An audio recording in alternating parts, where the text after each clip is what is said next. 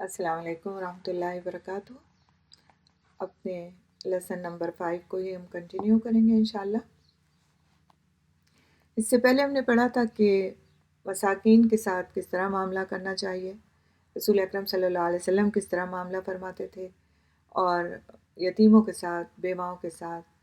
اور سماج کا جن کو ہم کمزور طبقہ سمجھتے ہیں ان کے ساتھ آپ صلی اللہ علیہ وسلم کا معاملہ کس طرح کا تھا۔ آج ہم پڑھیں گے پوائنٹ نمبر 9، جس میں یہ بتایا گیا ہے کہ طالبان علم پر آپ صلی اللہ علیہ وسلم کس طرح رحمت اور شفقت فرماتے تھے۔ حضرت ابو سعید رضی اللہ تعالیٰ عنہ سے روایت ہے کہ رسول اکرم صلی اللہ علیہ وسلم نے فرمایا، بہت سے لوگ تمہارے پاس علم حاصل کرنے آئیں گے، جب تم انہیں دیکھو تو کہو خوش آمدید، جن کے حق میں اللہ کے رسول نے وصیت کی، اور انہیں مفید تعلیم دے کر مطمئن کرو۔ راوی حدیث حکم سے پوچھا گیا مطمئن کرنے کا کیا مطلب ہے؟ انہوں نے فرمایا انہیں علم سکھاؤ۔ حضرت مالک بن حویرث رضی اللہ تعالیٰ عنہ فرماتے ہیں کہ ہم عمر نوجوان نبی کریم صلی اللہ علیہ وسلم کی خدمت میں حاضر ہوئے اور آپ صلی اللہ علیہ وسلم کے پاس 20 دن ٹھہرے۔ رسول اکرم صلی اللہ علیہ وسلم بہت رحیم اور شفیق تھے۔ جو ہی آپ نے محسوس کیا کہ اب ہم گھر جانا چاہتے ہیں تو آپ صلی اللہ علیہ وسلم نے ہم سے پوچھا گھر میں کن کن کو چھوڑ آئے ہو؟ ہم نے اپنے اہل خانہ کے بارے میں آپ صلی اللہ علیہ وسلم کو مطلع کیا تو آپ صلی اللہ علیہ وسلم نے فرمایا اپنے گھر واپس چلے جاؤ، وہاں رہو، انہیں تعلیم دو اور شرعی احکام کا حکم دو، اور تم اس طرح نماز پڑھو جس طرح تم نے مجھے نماز پڑھتے ہوئے دیکھا ہے۔ جب نماز کا وقت ہو جائے تو تم میں سے ایک شخص اذان کہے اور جو بڑا ہو وہ جماعت کرائے۔ اس واقعے سے طالبان علم سے رسول اکرم صلی اللہ علیہ وسلم کی شفقت اور رحمت کا پتہ چلتا ہے۔ آپ بھی ماشاءاللہ طالب علم ہیں تو دوسروں کو آپ کے ساتھ رحمت و شفقت کا معاملہ تو کرنا چاہیے، لیکن آپ کو بھی جس کسی کو بھی سکھائیں، جو کوئی بھی آپ کے کانٹیکٹ میں آتا ہے اس کے ساتھ رحمت و شفقت کا معاملہ کرنا ہے۔ اگر آپ نے رحمت و شفقت کا معاملہ نہیں کیا تو اس کا مطلب یہ ہے کہ آپ اس لائق نہیں کہ ایک بہترین استاد اپنی طالب علمی کے بعد بن سکیں۔ ٹھیک ہے، تو اگر آپ کو اپنی طالب علمی کے بعد ایک بہترین استاد بھی بننا ہے، معلم بھی بننا ہے، تو پھر اس بات کا خیال رکھنا چاہیے کہ رسول اکرم صلی اللہ علیہ وسلم کا معاملہ جو دین کے علم کی طلب رکھ کر آپ کے پاس آتا تھا اس کے ساتھ کس طرح کا ہوتا تھا۔ نہ آپ اس پہ سختی فرماتے تھے، نہ آپ اس پر زور زبردستی کرتے تھے۔ آپ نے دیکھا کہ کچھ لوگ آ کر کے رہے آپ صلی اللہ علیہ وسلم کے پاس، اس رہنے کے دوران بھی آپ صلی اللہ علیہ وسلم نے ان کا خیال رکھا، اور جب انہوں نے جانا چاہا تو انہیں زور زبردستی سے نہیں روکا کہ نہیں بس اب تم کو نہیں جانا، تم آ گئے تو بس اب یہیں رہو۔ نہیں، ان کے ساتھ شفقت کا معاملہ فرمایا، نرمی کا معاملہ فرمایا کہ ٹھیک ہے جو تم نے سیکھ لیا جاؤ اور پھر اپنے گھر والوں کو ان چیزوں کو سکھاؤ۔ ہاں، اگر آپ ایک کورس کر رہے ہیں، باقاعدہ آپ نے ایک کورس کے لیے کمٹمنٹ کی ہے، آپ کے والدین نے اس کے لیے کمٹمنٹ کی ہے،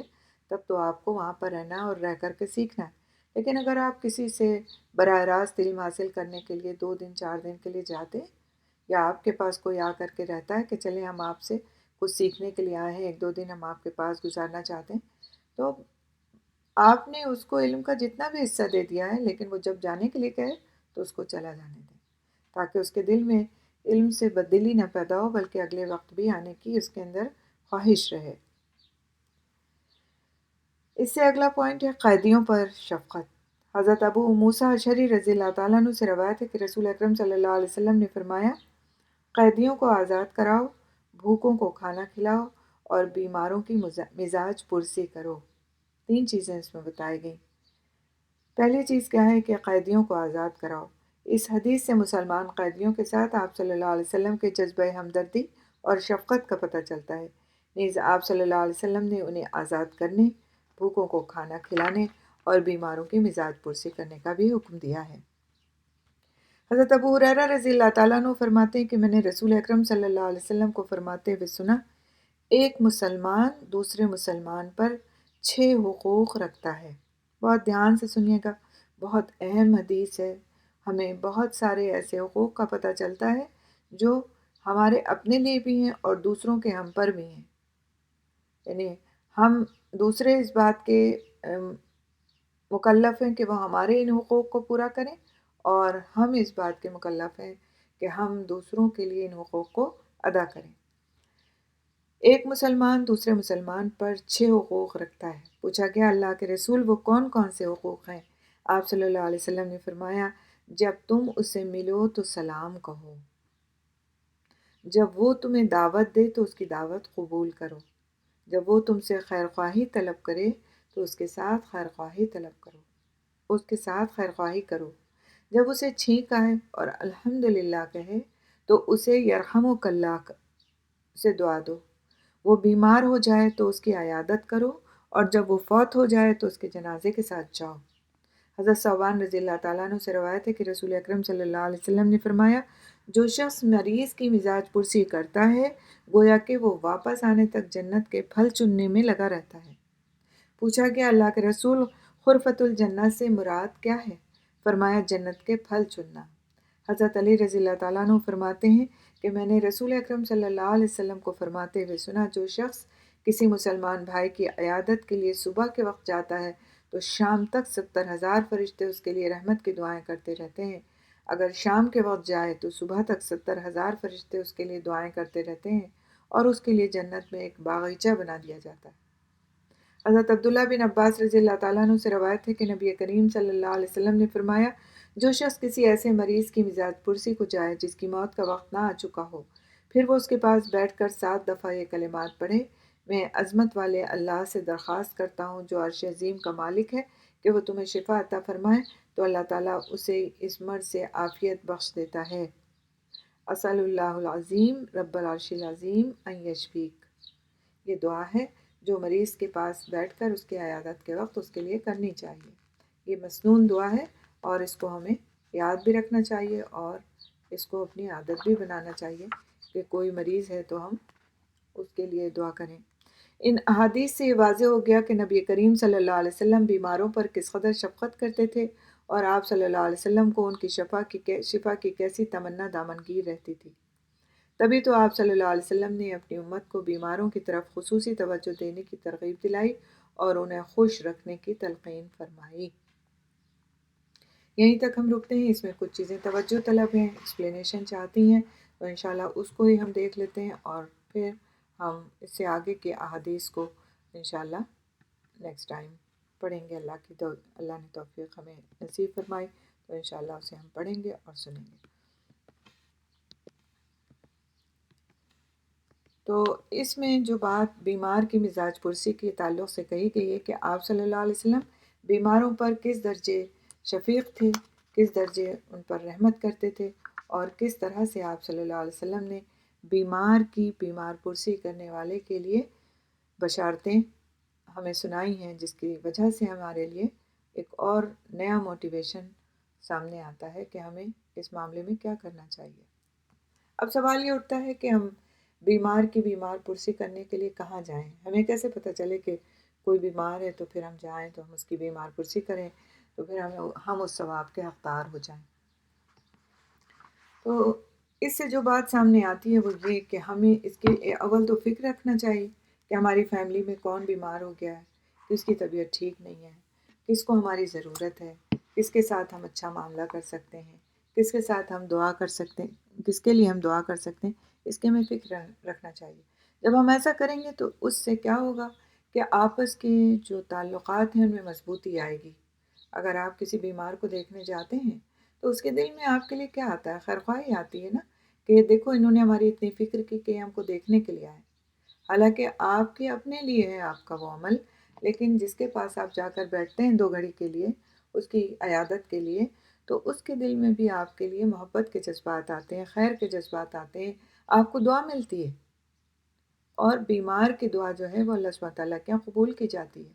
جو شخص کسی تکلیف میں ہے اور اس تکلیف میں وہ کسی کو دعا دیتا ہے تو وہ دعا اس کے ہاں اللہ سبحانہ تعالیٰ کے یہاں قبولیت پاتی ہے۔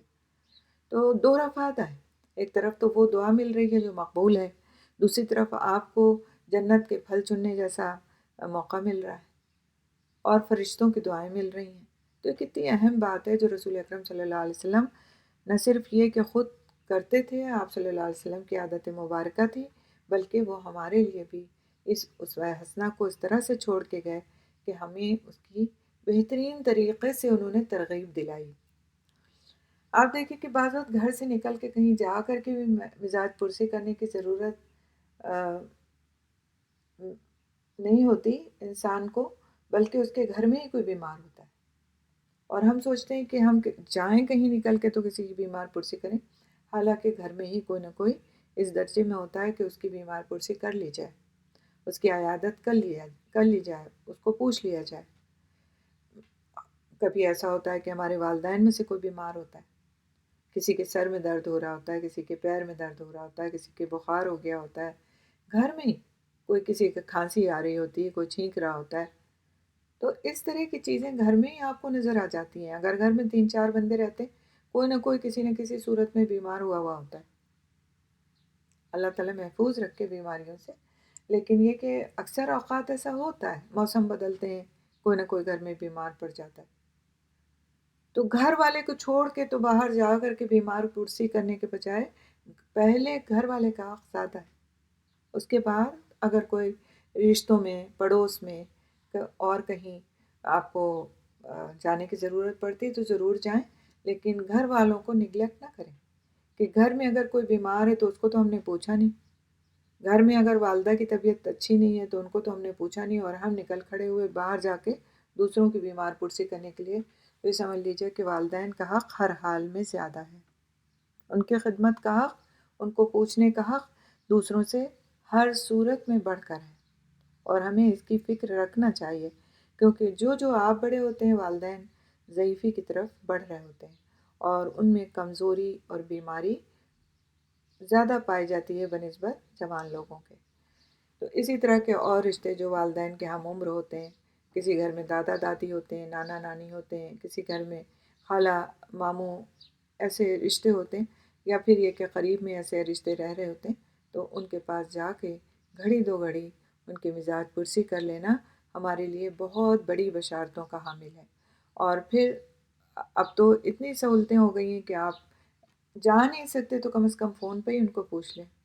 جانے کا تو بہترین اجر ہے، لیکن اگر بالفرض کسی وقت مصروفیت کی وجہ سے یا کسی ایسی وجہ سے کہ جو آپ کا نکلنا ممکن نہیں ہو پا رہا ہے، تو آپ فون کریں، انہیں خیریت پوچھیں، اور پھر ان کی ضرورت پوچھیں اور اس ضرورت کو ان تک پہنچانے کی کوشش کریں۔ تو یہ ہمارے دین کا حسن ہے کہ بیماروں کو اسی طرح نہیں چھوڑ دیا گیا یا کم اجر نہیں بتایا گیا ان کی بیمار پرسی کا، اتنا بڑا اجر بتایا گیا کہ فرشتوں کی دعائیں تو اس بیمار کی مقبول دعائیں، تو پھر ساتھ ساتھ جنت کی بشارت، یہ اتنی بڑی بڑی بشارتیں کہ اگر ہم اس پہ توجہ کریں تو انشاءاللہ باذن اللہ اللہ سبحانہ تعالیٰ کے نزدیک ہمارے درجات بلند ہوں گے۔ اللہ سبحانہ تعالیٰ ہم سب کو اس بات کی توفیق عطا فرمائے، اور ہمارے پیارے حبیب صلی اللہ علیہ وسلم پر اپنی بے شمار رحمتیں اور برکتیں نازل فرمائے، جو ہمارے لیے اتنی خوبصورت اسوہ حسنہ چھوڑ گئے ہیں کہ ان کو فالو کر کے، ان پہ چل کے ہم اپنی زندگی کو خوبصورت بنا سکتے ہیں۔ یہیں پر ہم رکتے ہیں انشاءاللہ تعالیٰ۔ جزاک اللہ خیر۔ السلام علیکم ورحمۃ اللہ وبرکاتہ۔